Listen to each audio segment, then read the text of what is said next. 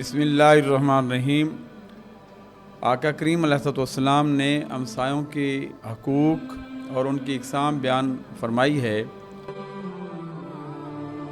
سب سے پہلے ان کی تین اقسام ہیں۔ ایک وہ ہمسایہ جو قریبی رشتہ دار ہو، دوسرا وہ ہمسایہ جو رشتہ دار نہ ہو اگرچہ وہ کافر ہی کیوں نہ ہو، تیسرا وہ ہمسایہ جو کچھ وقت کے لیے آ کر رہا ہو، وہاں سے چلا گیا ہو۔ اس میں کرایہ دار، کلاس فیلو، ہم پیشہ، تمام وہ لوگ شامل ہوتے ہیں جو بھی جن سے بھی انسان کا کچھ وقت کے لیے بھی تعلق رہا ہو۔ تو یہ تین اقسام ہیں۔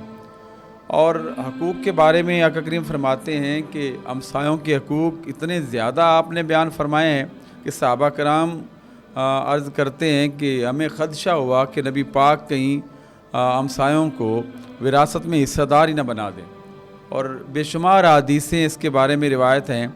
آپ ہمیشہ اپنی ازواج مطہرات کو ارشاد فرمایا کرتے تھے کہ جب بھی آپ سالن بنائیں تو شوربہ زیادہ رکھا کریں تاکہ اس میں سے کچھ ہمسایوں کو بھی دیا جا سکے۔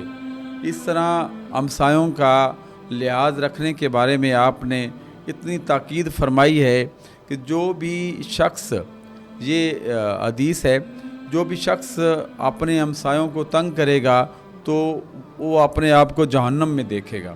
یعنی ہمسایوں کو تنگ کرنا، ان کے حقوق کو پامال کرنا انسان کو جہنم میں لے جانے والا عمل ہے۔